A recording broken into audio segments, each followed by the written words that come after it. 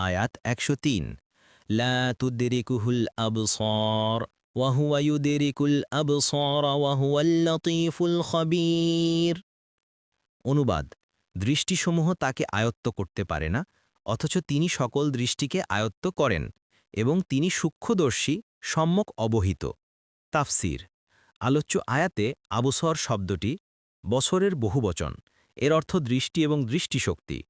ইদরক শব্দের অর্থ পাওয়া, ধরা, বিষ্টন করা।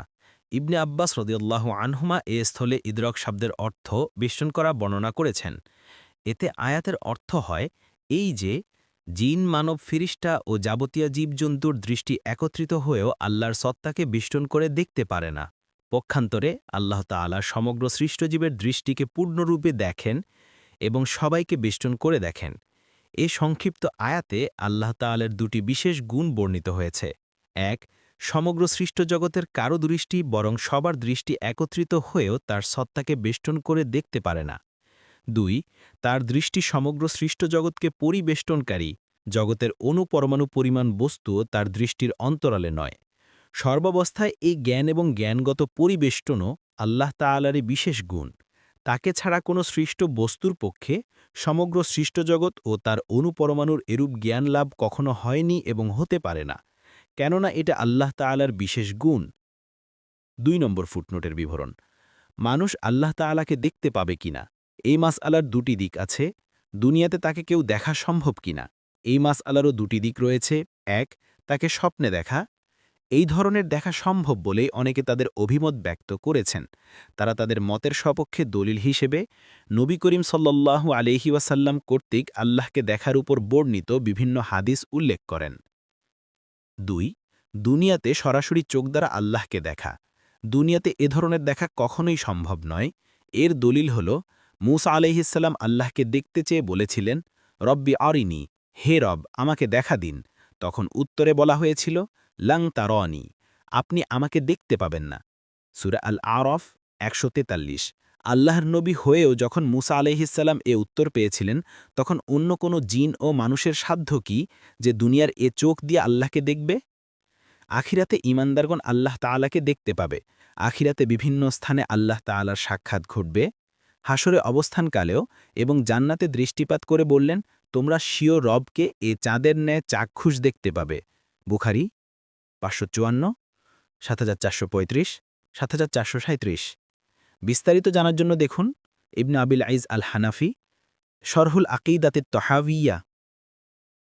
৩ নম্বর ফুটনোটের বিবরণ: আরবি অভিধানে লতিফ শব্দটি দুটি অর্থে ব্যবহৃত হয়। ১, দয়ালু। ২, সূক্ষ্ম বস্তু যা ইন্দ্রিয়ের সাহায্যে অনুভব করা বা জানা যায় না। খবির শব্দের অর্থ খবর রাখে, এখানে অর্থ হবে তিনি খবর রাখেন।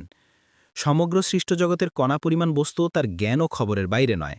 এখানে লতিফ শব্দের অর্থ দয়ালু নেওয়া হলে আলোচ্য বাক্যে এদিকে ইঙ্গিত হবে যে তিনি যদিও আমাদের প্রত্যেক কথা ও কাজের খবর রাখেন এবং এজন্যে আমাদের গুনাহের কারণে আমাদেরকে পাকড়াও করতে পারেন, কিন্তু যেহেতু তিনি দয়ালুও আছেন তাই সব গুনাহের কারণেই পাকড়াও করেন না।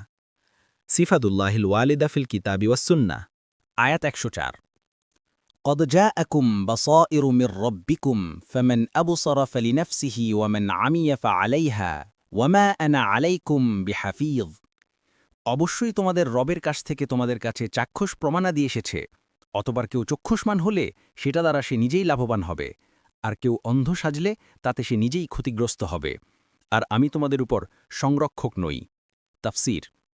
১ নং ফুটনোট: এ আয়াতের বা সঈর শব্দ কি? বসীরা এর বহুবচন।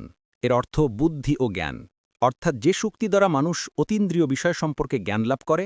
আয়াতে বসঈর বলে ওইসব যুক্তি, প্রমাণাদি ও উপায়াদিকে বোঝানো হয়েছে যেগুলো দ্বারা মানুষ সত্য ও বাস্তব রূপকে জানতে পারে। আয়াতের অর্থ এই যে আল্লাহ তাআলার পক্ষ থেকে তোমাদের কাছে সত্য দর্শনের উপায় উপকরণ পৌঁছে গেছে।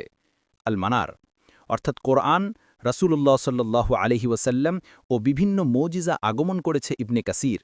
তাছাড়া তোমরা রাসূলের চরিত্র, কর্মকাণ্ড ও শিক্ষা প্রত্যক্ষ করছ। এগুলোই হচ্ছে সত্য দর্শনের উপায়। অতএব যে ব্যক্তি এসব উপায় ব্যবহার করে চক্ষুষ্মান হয়ে যায় সে নিজেরই উপকার সাধন করে। পক্ষান্তরে যে ব্যক্তি এসব উপায় পরিত্যাগ করে সত্য সম্পর্কে অন্ধ হয়ে থাকে সে নিজেরই ক্ষতিগ্রস্ত হয়। আল মানার, আইসারুত তাফসির, মুআসসার। ২ নং ফুটনোটের বিবরণ: অর্থাৎ মানুষকে জবরদস্তিমূলকভাবে অশোভনীয় কাজ থেকে বিরত রাখা রাসূলুল্লাহ সাল্লাল্লাহু আলাইহি ওয়াসাল্লামের দায়িত্ব নয়, যেমন সংরক্ষকের দায়িত্ব। পৌঁছার পরও এটাই আহলে সুন্নাহ ওয়াল জামায়াতের আকীদা এবং বিশ্বাস। এর সপক্ষে দলিল প্রমাণাদি অনেক, নিচে তার কিছু উল্লেখ করা হলো। কোরআন থেকে আল্লাহ তাআলার বাণী, উজুহু ইয়াউমাইযিন নাযিরাহ ইলা রাব্বিহা নাযিরাহ। সেদিন কিছু চেহারা হবে সজীব ও প্রফুল্ল, তারা স্বীয় রবের দিকে দেখতে থাকবে। সূরা আল কিয়ামা 22-23। আল্লাহ তাআলার কোরআনে অন্যত্র বলেছেন, কেল্লা ইন্নাহুম আর রব্বিহিম ইয়াউমাইযিল লামাহজুবুন। কাফেররা সেদিন স্বীয় রবের সাক্ষাৎ থেকে বঞ্চিত থাকবে।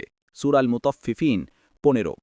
এর দ্বারা কাফের এবং অবিশ্বাসীরা সেদিনও শাস্তি হিসেবে আল্লাহকে দেখার গৌরব থেকে বঞ্চিত থাকবে বলে ঘোষণা করা হয়েছে।